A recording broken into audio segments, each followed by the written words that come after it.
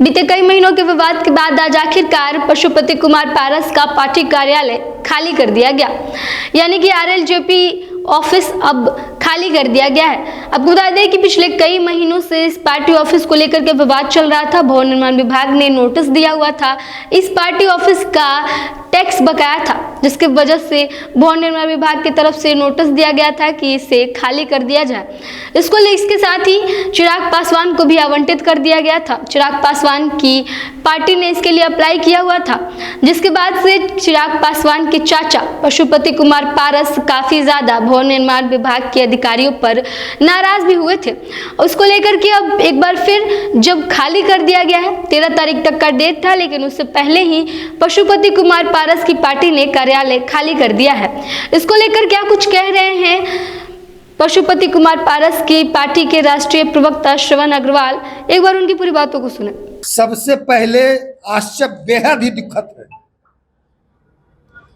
जिस पार्टी को एनडीए में सम्मान दिया जा रहा है, जिस पार्टी के नेता के साथ, तथाकथित नेता के साथ, जबकि वह नेता नहीं है, उसकी पार्टी जो है नाच और नौटंकी वाली पार्टी है। जिस पार्टी की ओर हम इशारा कर रहे हैं, आप लोग समझ रहे हैं, उस नाच और नौटंकी वाली पार्टी के राष्ट्रीय अध्यक्ष ने कहा था कि मेरी सरकार बनी तो नीतीश कुमार को जेल भेजेंगे। यह देख लीजिए, उस पार्टी के राष्ट्रीय अध्यक्ष ने कहा था, आपको मैं दिखा देना चाहता हूं, आप देख लीजिए। उस पार्टी के राष्ट्रीय अध्यक्ष जो आज एनडीए के बहुत प्यारे हो गए हैं, उस पार्टी के राष्ट्रीय अध्यक्ष ने कहा था कि शराब तस्करी में नीतीश कुमार संलिप्त है, मेरी सरकार बनी तो इसकी जांच कर नीतीश कुमार को जेल भेजेंगे। यह टाइम्स ऑफ इंडिया का, न्यूज 18 का, हिंदुस्तान टाइम्स का, सारे। तो इसीलिए हमने एनडीए को लगातार मजबूत किया। हमारे नेता ने एनडीए को लगातार पूरी ईमानदारी से, एनडीए को पूरे तन मन से, पूरे ताकत से एनडीए को मजबूत किया। हमने 2024 में हमारी अनदेखी की गई, हमारी पार्टी ने बहुत बड़ी कुर्बानी दी। 5 सांसद रहते हुए भी हमारी पार्टी के एक भी सांसद ने चुनाव नहीं लड़ा। हमारे पार्टी के राष्ट्रीय अध्यक्ष भी हाजीपुर से चुनाव नहीं लड़े। इतनी बड़ी कुर्बानी देने के बाद भी लगातार हमको हमारी अनदेखी की जा रही है। हम लोग एनडीए को लगातार 2014 से मजबूत कर रहे हैं, और एनडीए में एक साजिश रची जा रही है राष्ट्रीय लोक जनशक्ति पार्टी को कमजोर करने की। यह बड़ा ही दुर्भाग्यपूर्ण है। हम लोग एनडीए को मजबूत कर रहे हैं, एनडीए के द्वारा हमको कमजोर किया जा रहा है। आप क्या करेंगे? निश्चित रूप से 19 और 20 तारीख को, इस 19 और 20 तारीख को, नवंबर को, 19 तारीख को पटना में पार्टी के राष्ट्रीय कार्य समिति की, पूरे देश भर से राष्ट्रीय लोक जनशक्ति पार्टी के उस दिन राष्ट्रीय कार्य समिति के सदस्य और प्रदेश अध्यक्ष आएंगे, और प्रदेश कार्य समिति भी की ज्वाइंट बैठक बुलाई गई है। 20 तारीख को पार्टी के जिलाध्यक्ष की, दलित सेना के जिलाध्यक्ष की संयुक्त बैठक पटना में बुलाई गई है। दोनों बैठक पशुपति कुमार पारस जी की अध्यक्षता में होगी। पार्टी का जो निर्णय होगा, क्योंकि एनडीए में जो हमारे साथ अन्याय हो रहा है, एनडीए में जो हमारे साथ अनदेखी हो रही है, लगातार एनडीए की बैठकों से हमको दूर रखा जा रहा है, एनडीए की हर गतिविधि से हमको किनारा किया जा रहा है, तो निश्चित रूप से यह बेहद ही दुर्भाग्यपूर्ण है। हम लोग इसको देख रहे हैं। 19 और 20 तारीख को पार्टी कोई बड़ा फैसला इसको लेकर ले सकती है।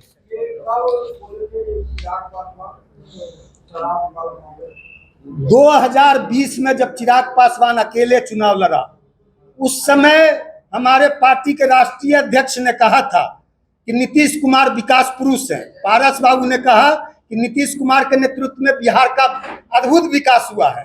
तो चिराग पासवान ने कहा पारस बाबू को कि हम नीतीश कुमार को जेल भेजना चाहते हैं, और आप नीतीश कुमार को विकास पुरुष बताते हैं, इसलिए आपको पार्टी से हम निकाल देंगे। पारस बाबू ने कहा कि पार्टी से अभी निकाल दो। उसके बाद चिराग पासवान ने नीतीश कुमार के सवाल पर, नीतीश कुमार को विकास पुरुष बताने के सवाल पर, पार्टी के 5 सांसदों को पार्टी से निकाल दिया और पार्टी को तोड़ दिया। पार्टी को हम लोगों ने नहीं तोड़ा, पारस बाबू ने नहीं तोड़ा, पार्टी को चिराग पासवान ने ही तोड़ा। और पार्टी टूटी नीतीश कुमार को जब पारस बाबू ने विकास पुरुष बताया, उस सवाल पे पार्टी टूटी। बता दें आपको कि श्रवण अग्रवाल साफ तौर पे आरोप लगा रहे हैं, कह रहे हैं कि एनडीए की वजह से पशुपति कुमार पारस को अपनी पार्टी ऑफिस खोनी पड़ रही है।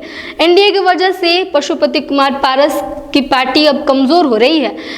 उनका कहना है कि पशुपति कुमार पारस की पार्टी यानी कि आरएलजेपी लगातार एनडीए को मजबूत करने का काम कर रही थी, लेकिन एनडीए की तरफ से बीते समय में कुछ ऐसे काम किए गए हैं जिसकी वजह से पशुपति पारस की पार्टी ही कमजोर हो गई है। इसको लेकर के उन्होंने साफ तौर पे कह दिया कि जो कुछ नहीं करता है उसे एनडीए में इज्जत दिया जाता है, लेकिन पशुपति कुमार पारस की पार्टी हमेशा एनडीए को मजबूत करने का काम करती थी, लेकिन फिर भी उस पार्टी को इज्जत नहीं दिया गया।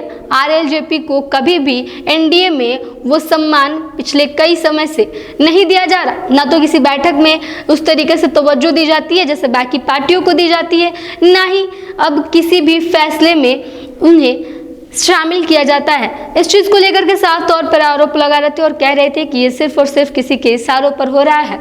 एनडीए को लेकर के आने वाले समय में आरएलजेपी यानी कि पशुपति कुमार पारस की पार्टी बड़ा फैसला लेने वाली है। इसको लेकर के श्रवण अग्रवाल ने ऐलान कर दिया है। आपको बता दें कि चिराग पासवान को अब पार्टी ऑफिस मिल चुका है और इसीलिए पशुपति कुमार पारस की कार्यकर्ताओं ने वहां से सारा सामान निकाल लिया है और खाली करवा दिया गया है उस ऑफिस को। लेकिन इसके बाद लगातार जो पशुपति कुमार पारस की पार्टी है वो आरोप लगा रही है एनडीए पर, कह रही है कि एनडीए ने पशुपति कुमार पारस की पार्टी को कमजोर करने के लिए ये सारे चाल चले थे। एनडीए में उन्हें वो सम्मान नहीं मिला जिसके वो हकदार थे। इस चीज़ को लेकर देखना यह होगा कि अब बाकी एनडीए के जो नेता हैं वो क्या कहते हैं।